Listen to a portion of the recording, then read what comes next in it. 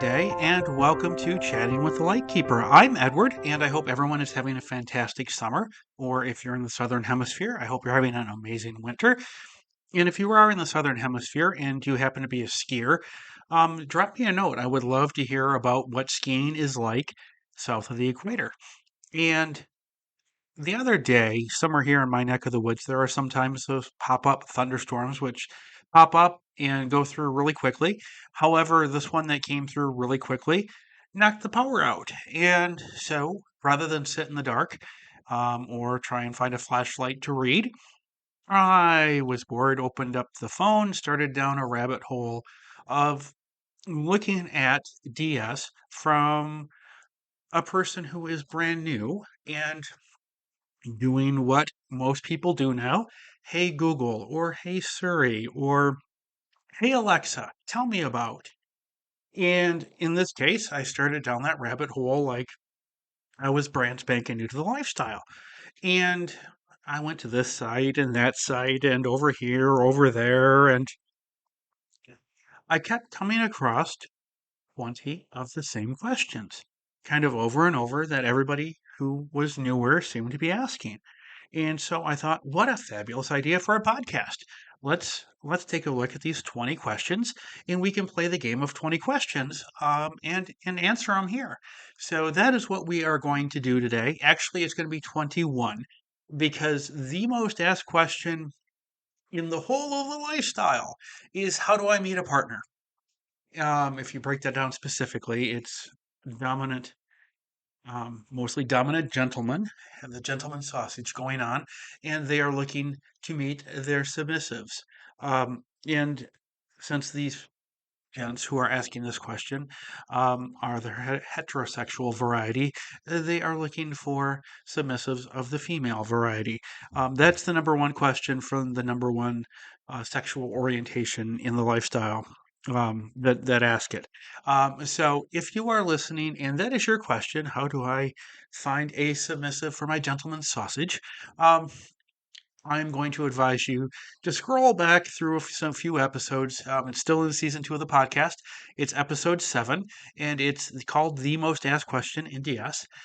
Even if you are single and not of the gentleman sausage persuasion, it will help answer your questions on finding your partner there. But the simple answer to that most popular question is get involved, make friends, don't go on a quest to find love. You don't need to bomb every dating site out there or kinky site and, put your personal ad. And if you are a gentleman with the gentleman sausage variety, don't go waving your sausage in the wind. Trust me. The unsolicited dick pic is not the way to make a first impression. So just don't. Okay. So now that we've answered the most asked question in the lifestyle, let's enjoy 20 questions of a different variety that I don't think I will be able to say the words gentleman sausage anymore during this podcast.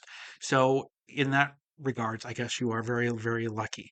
The first one, actually, first two, we can kind of combine into one because they flow together. Um, and obviously, it's a very question from a very new person. What exactly is DS, and how is it different than other kinds of relationships? And that pairs with the next question, which is, what is the role of a dominant submissive, and how do they interact in a relationship? So first of all, there's a lifestyle author out there, Chris Lyons, and they wrote a book called Leading in Support of Love. Um, n- it's not in my top 10 books of recommendation on the lifestyle, but there's one thing that I took away from the book that I thought was fantastic. Um, Leading and supportive, using those terms instead of dominant and submissive, because it's easier to understand, especially if you are new or if you're talking to somebody who is a vanilla person and you're trying to explain this concept of DS to them. You have a leading partner and then you have a supportive partners, or you could have multiple leading partners and multiple supportive partners depending on how your relationship is structured. Um, but it's a consensual leader with a consensual, consenting followers. Um, and the other thing that really kind of differentiates a DS relationship from what we are used to or consider the typical vanilla is that there is accountability and structure that is put in place in the relationship.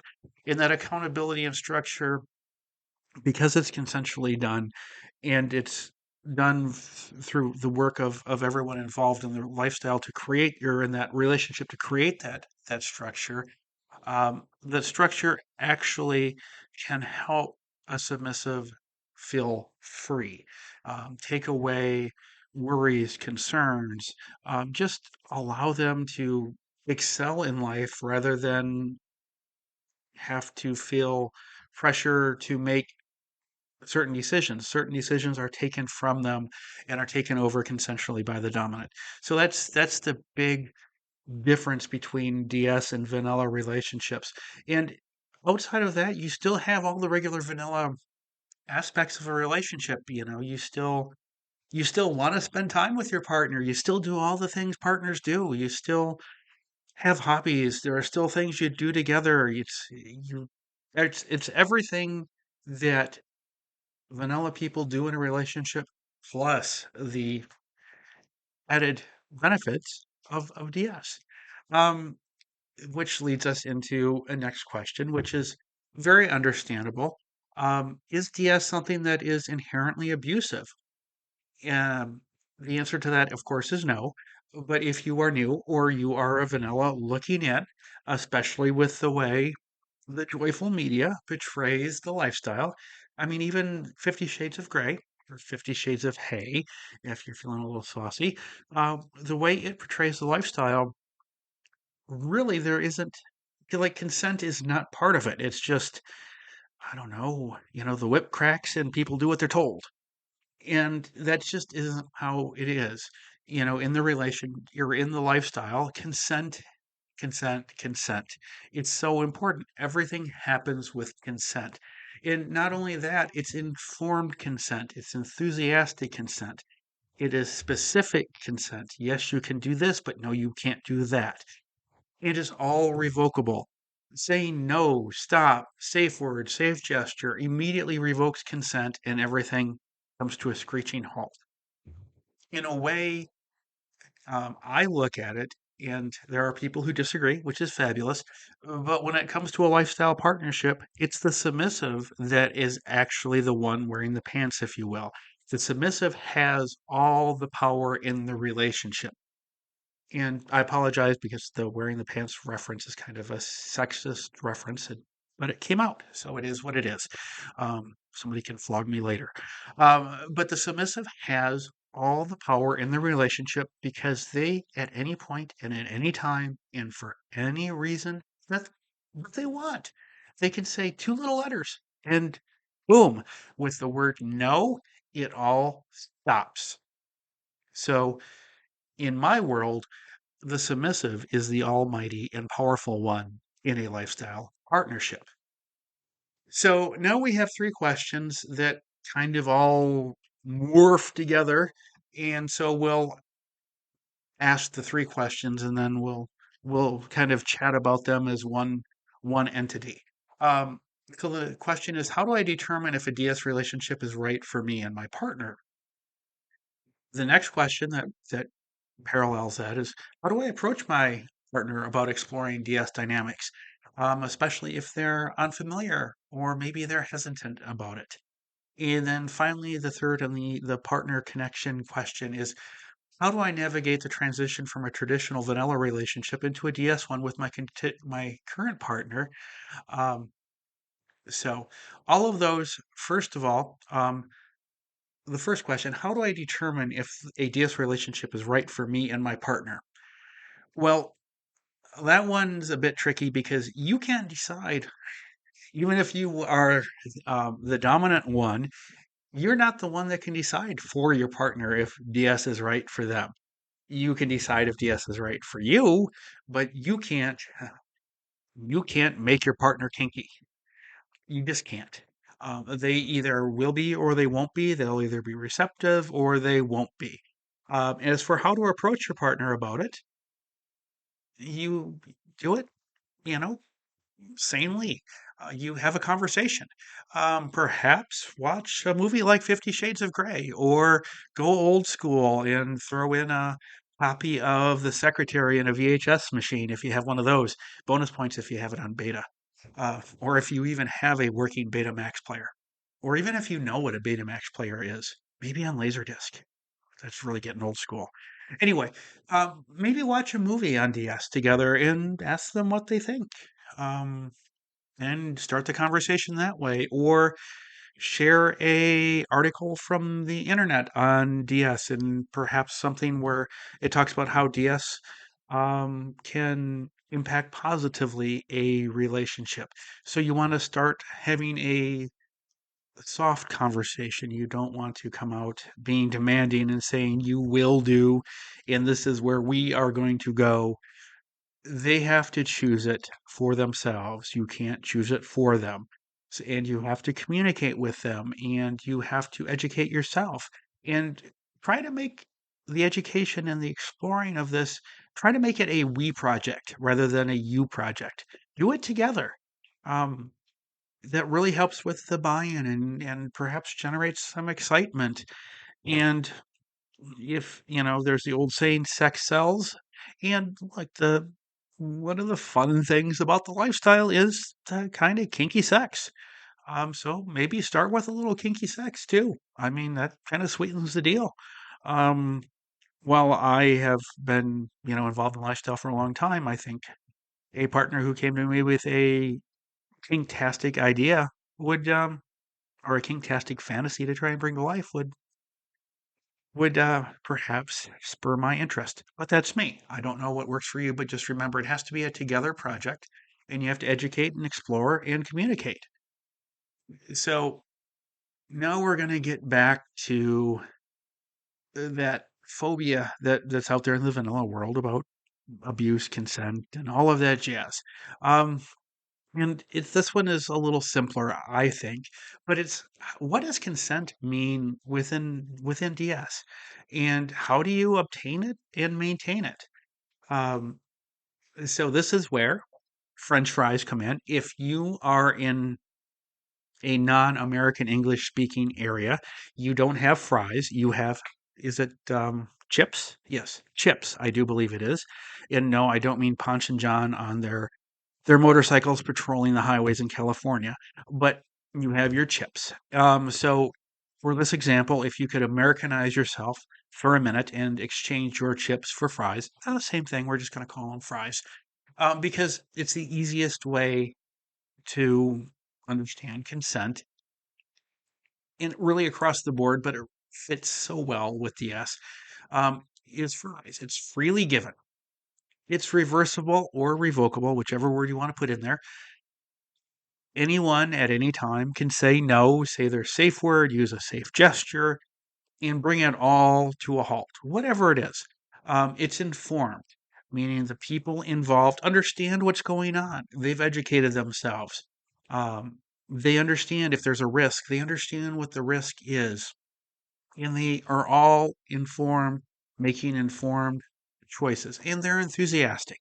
As I've said before, if they haven't said, hell yes, let's do it, then it's a hell no. And once again, the consent is specific, meaning, yes, you can spank me with your bare hand, but that bare hand can't touch my bare naughty bits. So it's very specific. And maintaining it through a relationship, it's a constant negotiation. Yes, as a DS relationship matures and grows, there will become things that a dominant does not have to, for example, continuously ask consent for to do. They become areas where the submissive has given their consent.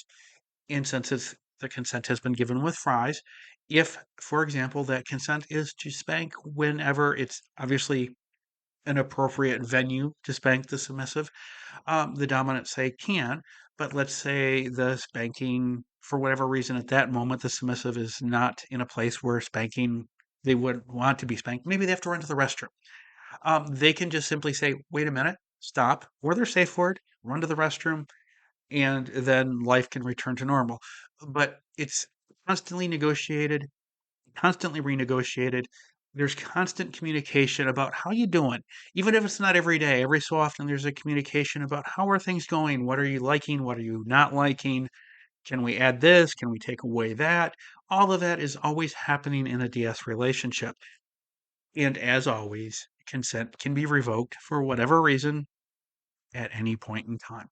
So consent is it's really fairly easy to maintain. It just takes clear communication to do so. Um, Kind of going on about that in the same area is how do I establish and communicate boundaries with my partner, especially when it comes to DS? Um, so with boundaries, my advice is always to start with them being closer or smaller. And then as you perhaps develop comfort and become comfortable with your partner and build more and more trust with them, you can expand your boundaries out. But it's easier to expand out than it is to pull back and say, okay, I know we did this before, but I don't want to do it again. And then sometimes that happens. Um, it can happen 15 years into a partnership where one partner is like, that doesn't do it for me. I don't want to do it anymore. So it's something that's always in flux. And the more we grow together with a partner or partners, the more our boundaries will kind of grow out because we're developing comfort and trust every day with them. And so it's a process, and it's a process that always comes through communication. It means communicating them clearly, communicating them in a way that there's no misunderstandings. There's no, oh, I thought you meant this or I thought you meant that. There's no room here for making an assumption.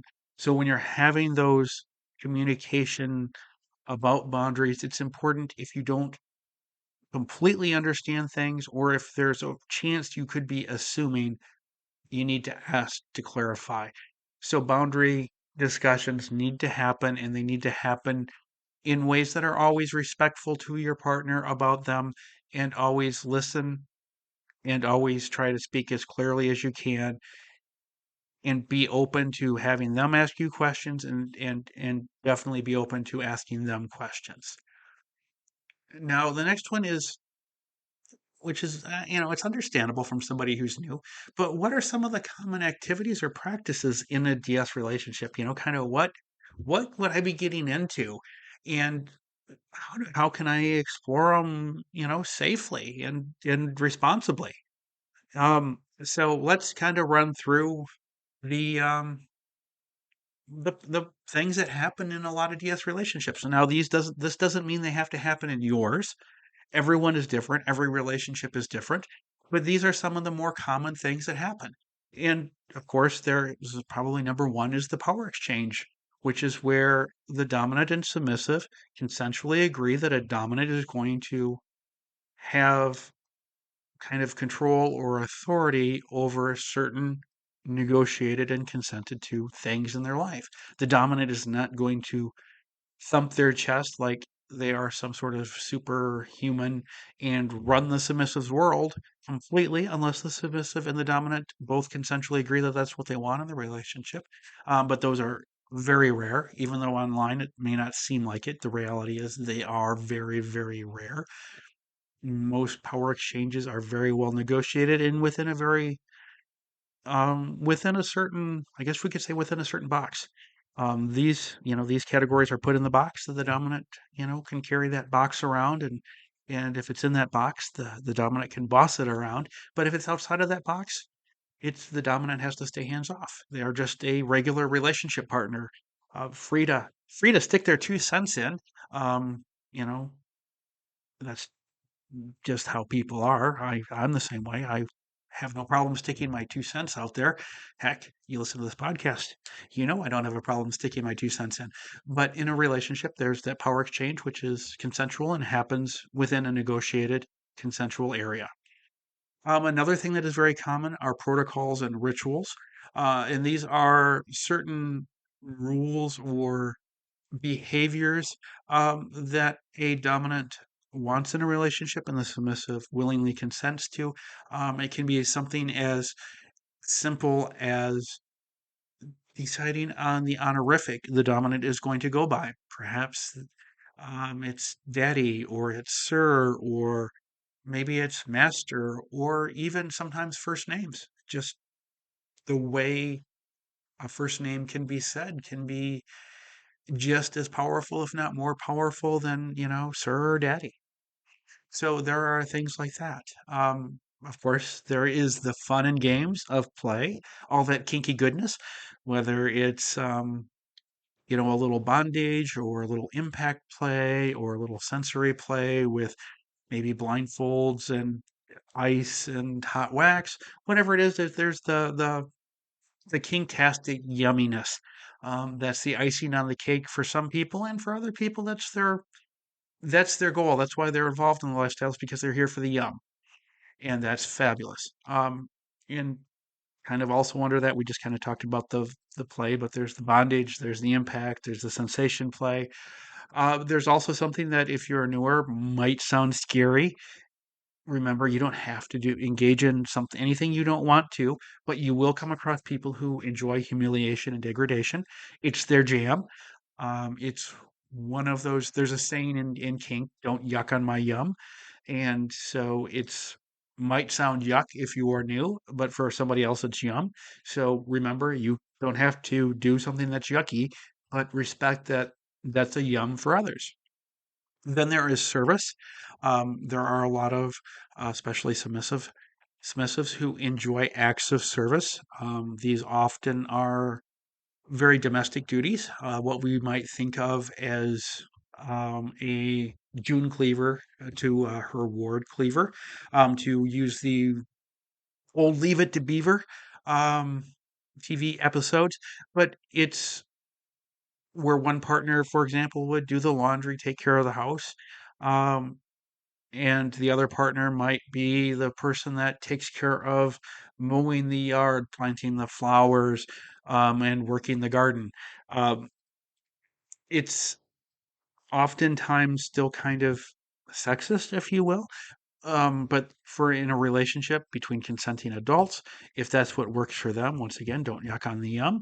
Another one, which is can be amazing and fun, is the orgasm control or orgasm denial, where a dominant decides when a submissive may or may not achieve that mighty O. And so that's for some a fun game. And then there is the folks that enjoy, as a dominant, leading their submissive to achieve their green dreams. Maybe it's helping them. Um, a very common thing is, I think most humans these days, we want to get in a little better shape. So maybe it's helping your submissive um, be healthier, or maybe it's um, putting a framework in place to help them uh, better manage their work life balance, because they can perhaps overdo work. There's that sort of thing that happens. Um, then there are those who enjoy having a contract. You will see things online about, a submissive contract, which is kind of putting everything in writing down about the relationship. Think of it as, if you're a fan of the TV show Big Bang Theory, Sheldon Cooper and a relationship agreement. It's the same set of things. And then, of course, there is the most amazing part of play, and that is the aftercare, which is providing the emotional and physical support after you've enjoyed some of Kink's yummy goodness. So, those are a lot of the things that you can expect to experience in a DS relationship, along with what we talked about earlier, what separates a lifestyle relationship from our vanilla ones, and that is the having the leading and the supportive partners, and also within the relationship is a structure that is going to be consensually agreed to, and then upheld by the dominant partner. So that's what you can expect to find in a DS relationship in a nutshell without spending the next 2 hours talking about it. So, the next question is something that's near and dear to me. And I was really kind of excited to see this keep coming up because for the longest time, I thought I was the only one. I really did. I thought I was the only one who struggled with this, and I struggled with it for years. And so it was kind of, I kind of felt all alone. So I was really, really excited to see it out there. And if you listen to this podcast, I'm sure you've heard me talk about this before, but it's a feeling of guilt or shame for having an interest in DS. For some reason, I felt that it was wrong. Like I shouldn't like this, that I was disappointing people that I cared about for liking this, that there was something wrong with me. That, in fact, at the time, the DSM, the diagnostic book that psychiatrists used, would have classified my interest in DS as a mental illness. So it's was very refreshing that to see that I am not the only person that was on the island of feeling guilt for liking DS, which leads to, well, how do you overcome it if you are if you are hanging out on Guilty Island? Boy, that almost sounds like a reality show. Maybe if you have an idea that would fit Guilty Island, maybe we can get O.J. Simpson to host it. I don't know what we would be guilty of on Guilty Island with O.J. Simpson hosting, but boy, it sounds like a great, great $1 million idea to take on Survivor. Um, but if you were there on Guilty Island without O.J. Simpson, we're just guilty because we are struggling with our interest in DS.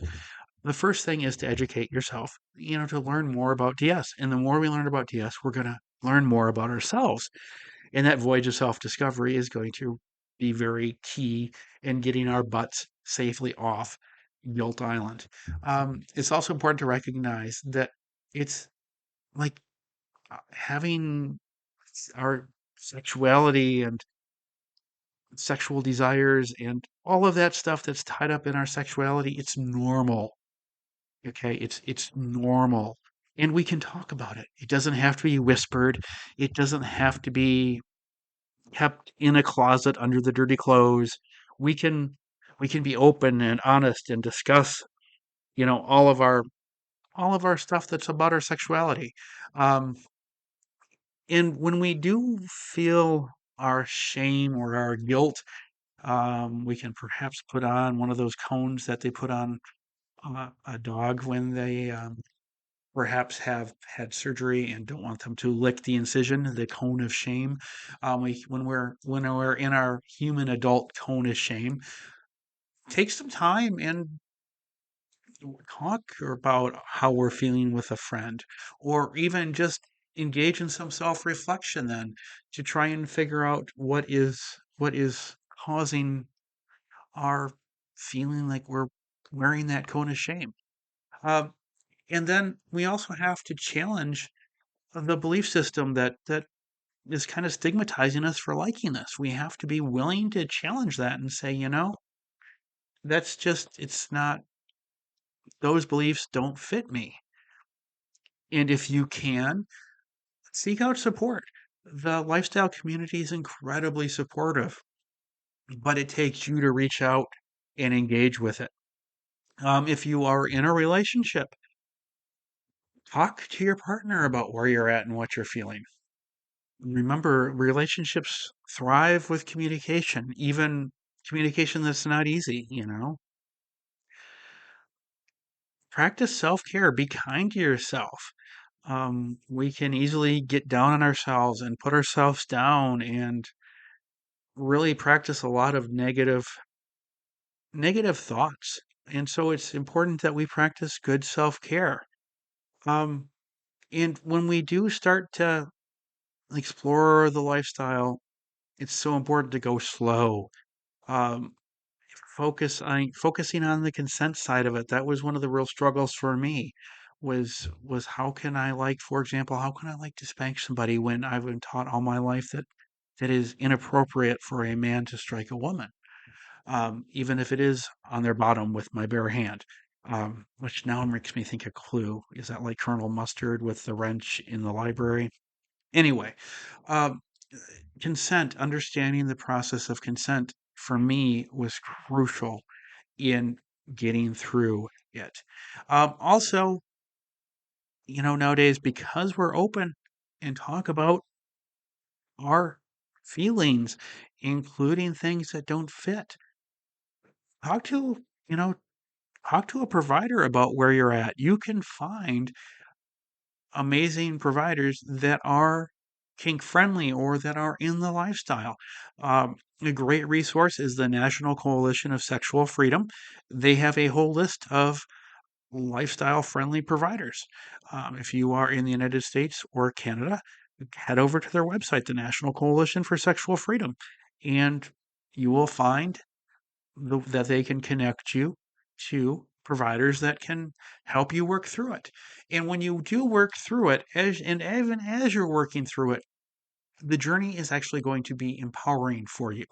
Some days will be struggles, but in the overall journey, you're going to find it empowering.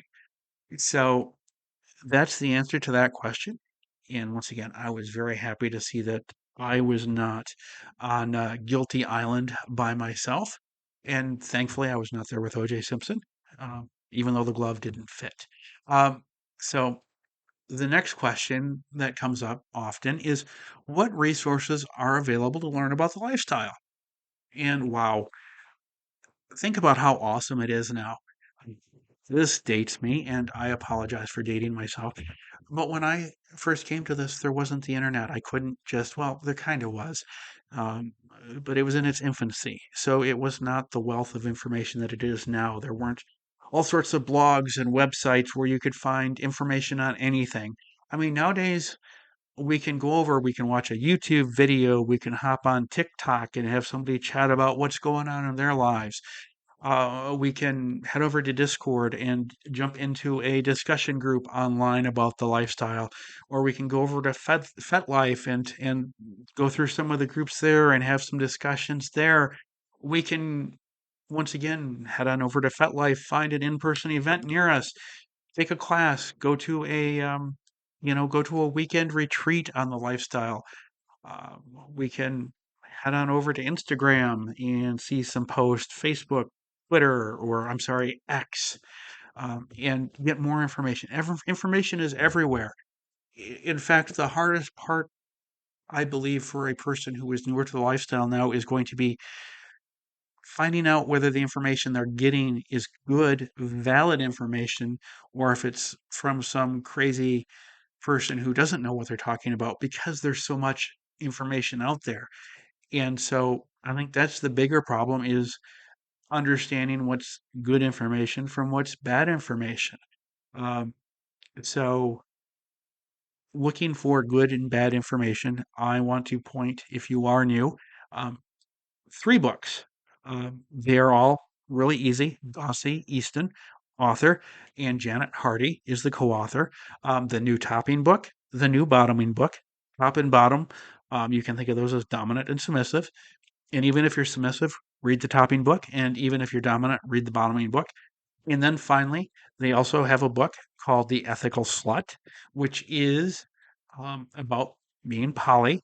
However, even if you're not poly, there's so much just good relationship advice in that. So if you're looking for good, solid advice, those three books would be my recommendations while you weed through blogs and podcasts. And if you're listening to this podcast, thank you. But there's so much good and bad. But those three books are fantastic, and also your local in-person community is great because you're going to be able to sit down and see people face to face and have conversations with them. And well, some of us are better at reading people than others. Um, when we are having our when we're getting to know people and having conversations, trust your instincts. If your instincts are telling you that this person is an idiot, believe them. We want to very much override our instincts these days. Trust what we've read on the internet. They've got 5 stars as the dominant on Yelp. Oh, well, they must be fantastic because they've got 5 stars on Yelp. Or yeah, I don't even know if Yelp still exists, or if it does. Does anybody use it? But whatever it is, whatever the resource, they're highly rated on Amazon. Just trust your gut. Trust your gut. If it says to walk away from somebody, walk away. Trust your gut. All right. Next question. How can I find like-minded individuals or a community to connect with? Well, we kind of talked a little bit about that in the last question, but if you are a Star Trek fan, and that would be Next Generation or Picard, um, do your Picard and say engage. Engage with the community. The community is there. It's on Instagram, it's on Facebook, it's on X, formerly known as Twitter, Tumblr, FetLife, Reddit, uh, YouTube, TikTok. It's the online community is basically on every social media platform that there is. Big, small, home to crazy cracked out conspiracy theories. Well, they all are. But it's everywhere on the internet. You just have to look for it. And even better, you can connect with people in your local community. Even if you're in a small town, you would be surprised at how close there are little called munches, which are just casual get togethers in vanilla spaces of kinky people. Even small town USA has them. So you may think you're miles away, but you're really not. So engage, get out there, engage, and you will be able to connect easily with a community. So, are there any potential risks or challenges to a DS relationship, and how do you navigate them? Of course, it's a relationship. They're not easy. There's going to be challenges. You're going to have to put in work. In fact, it may take even more work than a vanilla relationship because there are more layers to it because we're adding all of the lifestyle stuff to the relationship.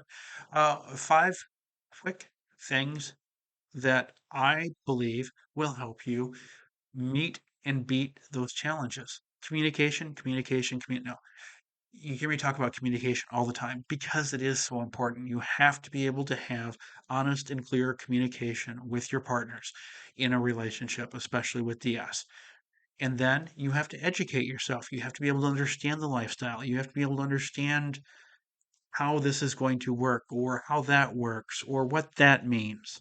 So you have to educate yourself. And the education is continuous, it's ongoing. Every day there's new ways, there's new titles, there's new ways to do old things. Education never ends in the lifestyle, which is one of the well, there's many things I love about it, but I love that every day there's new things to learn. Then you have to trust. You have to build trust with your partners. You have to be able to trust. And if you can't trust them or they can't trust you, it's going to end up in a fail. And you also have to be able to fully understand consent and practice it so that consent is key.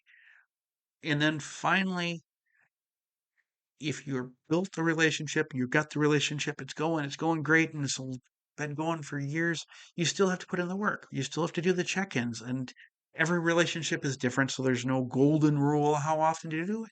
But you have to sit down and say, hey, how are we doing? How am I doing as your dominant? Or how am I doing as your submissive? Or how are we doing with this whole switch thing where I'm dominant here and you're dominant there? And how are we doing with this? What's working? Is something now maybe not working or not working as well as it used to?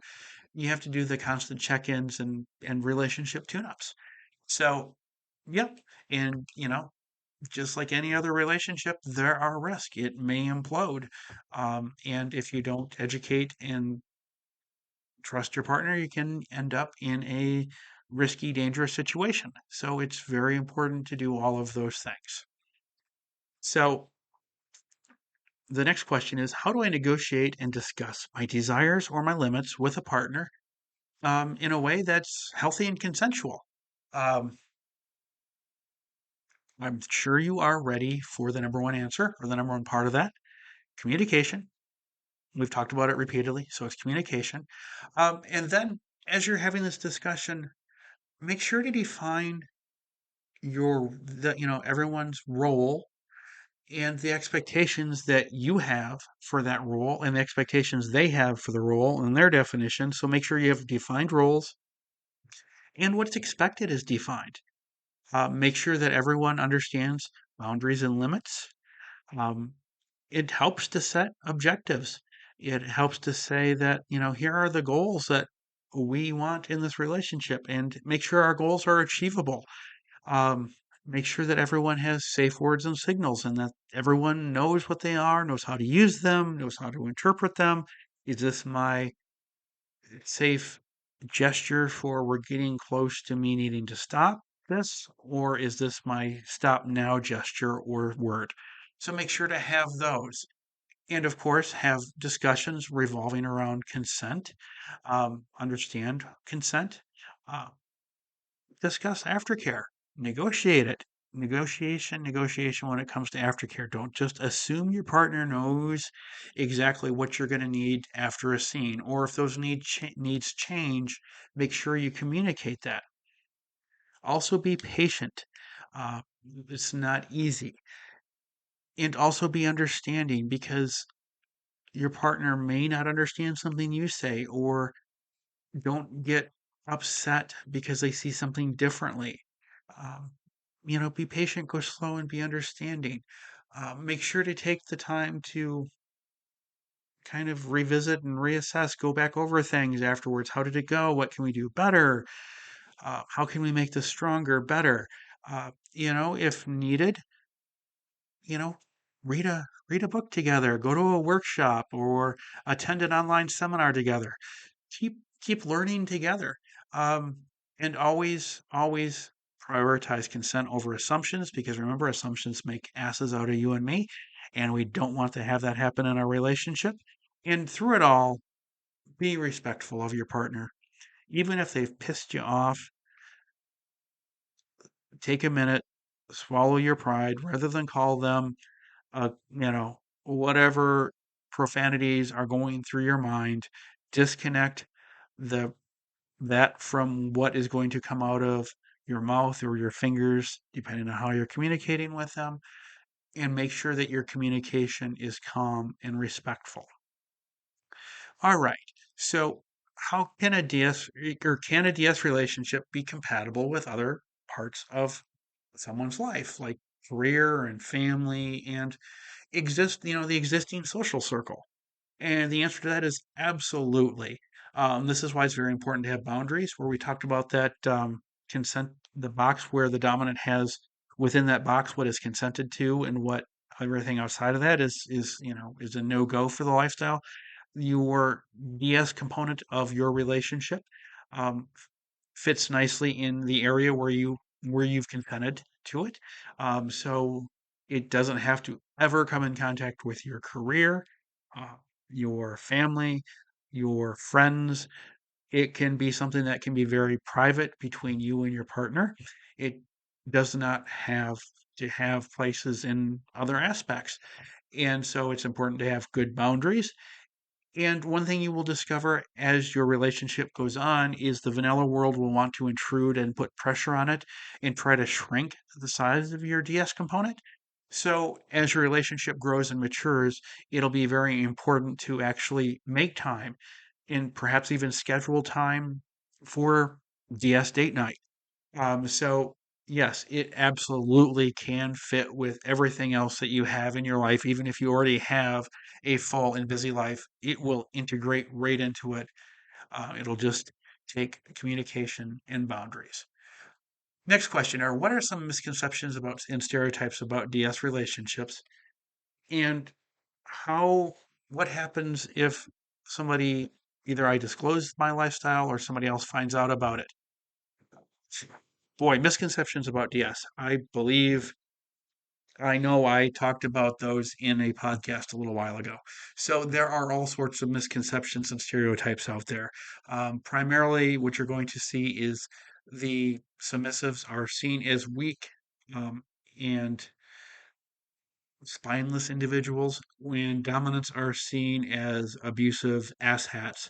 Um, is kind of how the vanilla world works with that. Now there are a lot of other stereotypes, but that's the that's kind of like the big elephant in the stereotypical room.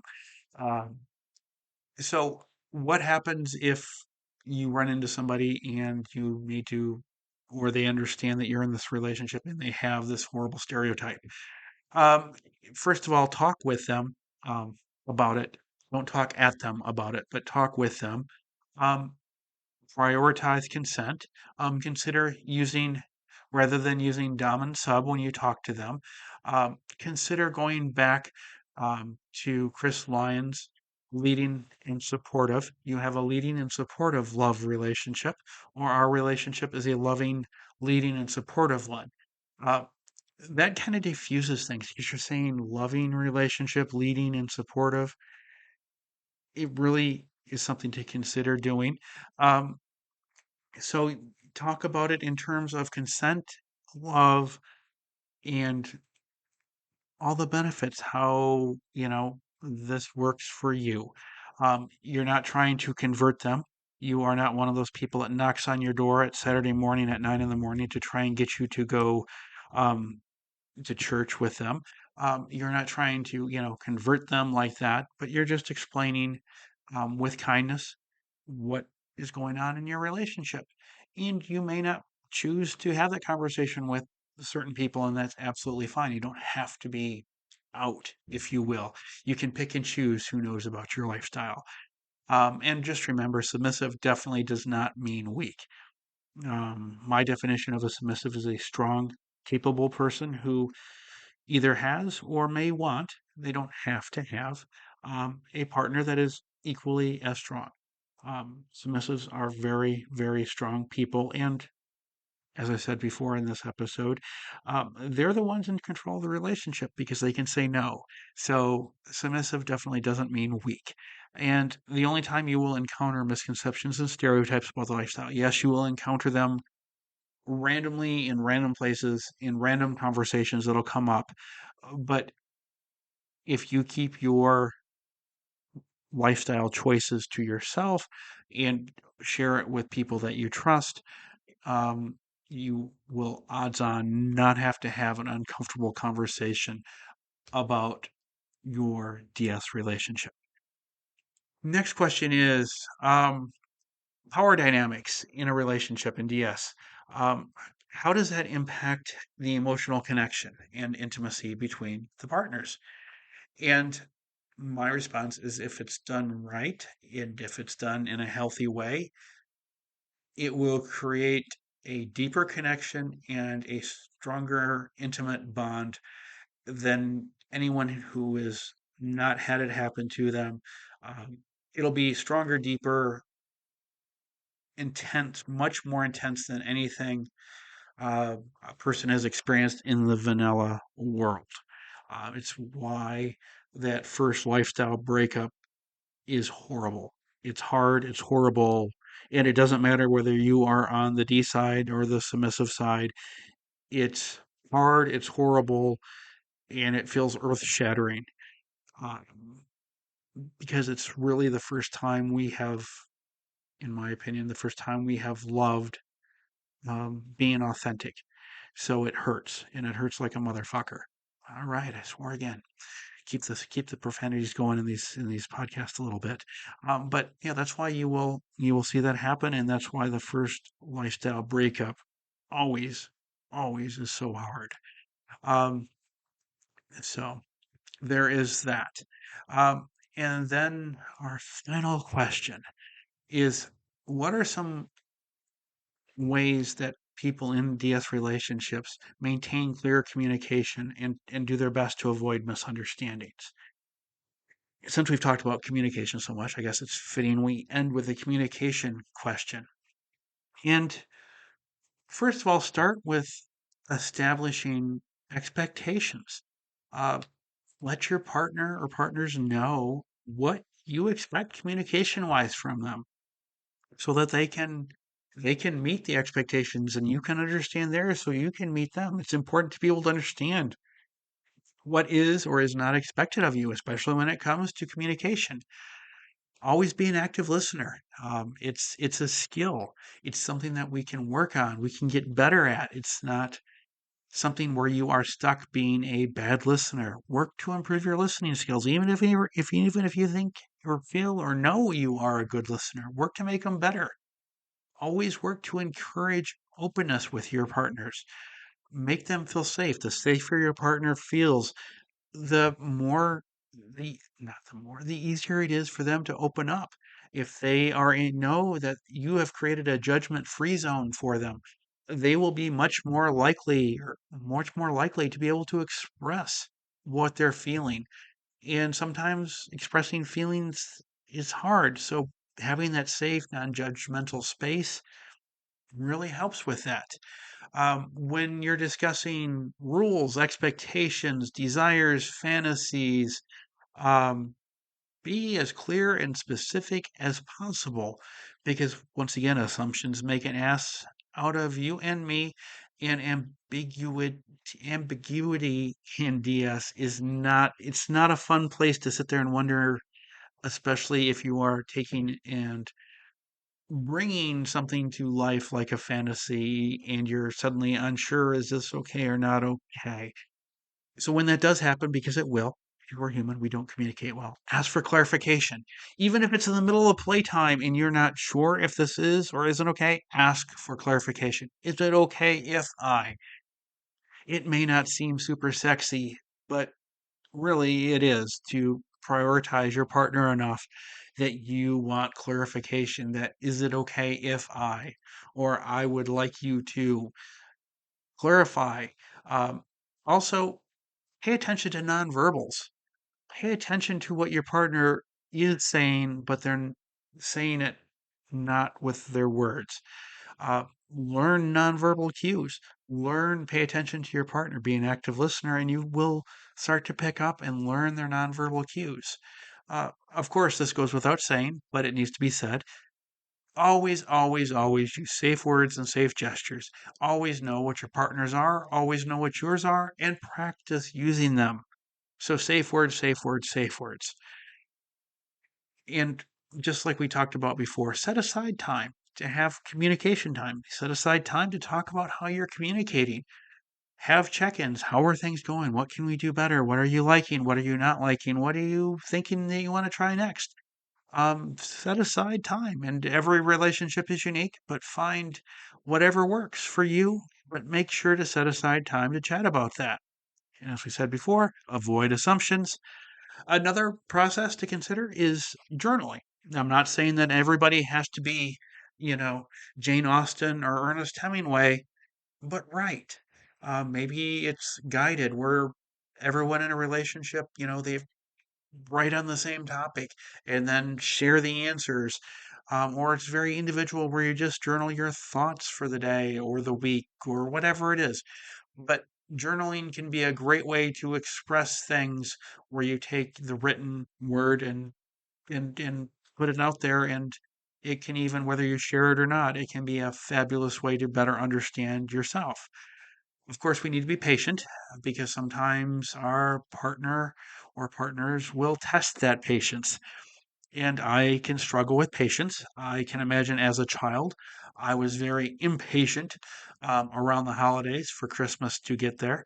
Not so much because I was curious what gifts I would get, but because I was super excited to see how my family was going to react to the gifts that I got them. That was always the best part, still is the best part of the holidays. Um, when we do communicate and we're having a challenging discussion, try to use I statements rather than you statements. When we say, when you do this, it sounds very accusical, like we're accusing our partner of something, which maybe if you're on Guilty Island with OJ Simpson, there will be some accusatory statements. But in our discussions with our partner, we need to use I statements. I feel, I. It's time to be selfish. Use the I statements and save the you accusatory sounding statements for your time on Guilty Island. Encourage your partner to share feedback. Whether it's how did this conversation go to how did you feel after that spanking last night? Have feedback, listen to it, be an active listener, and learn because feedback makes us better. And we all want to be better partners. So encourage feedback and take action upon it. Um, And remember this, you're dominant or submissive, while with their TV package, they may have ESPN, the worldwide leader in sports. They don't have ESP, which means they can't read your mind. Don't assume your partner knows what you're thinking. Now, I know it sounds crazy, and if you were newer to DS, I get it. You're like, yeah, duh, I know that. But so often in a DS relationship, there is such a connection.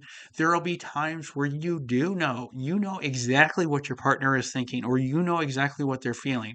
So it can be something where you are going to assume that you know that you think that they know exactly what you're thinking or feeling. Don't. Um, Verbalize it. Talk about it. Don't ever make the mind reading assumption. And we're going to make mistakes. We are human beings. We are mistake prone idiots at times. But mistakes are learning opportunities. We can learn from our mistakes. So when your partner screws up, which they will screw up, work with them and understand that this is an opportunity to learn, to grow, to become stronger partners rather than a reason to get angry. And if you do get angry about it, get angry and get over it and get on learning from the mistake. And finally, if needed, get that relationship tune up. Talk to a provider. Work through your problems if you can. So that's the questions that have come in. I'm not sure whether exactly how many we've gotten through, but that's where I guess we've gotten through the amount that I can get through on this podcast without losing my voice. But I do believe, according to my notes, that we've gotten through them. So I want to thank you for listening. And no matter what platform you are listening to this wonderful, amazing podcast on, scroll down, click the follow button, and that way you'll get notified whenever there's a new episode of Chatting with the Lightkeeper, which, by the way, will be every Tuesday morning, bright and early and a little after 5 New York City time. So I thank you again for listening, and I look forward to chatting with you next week.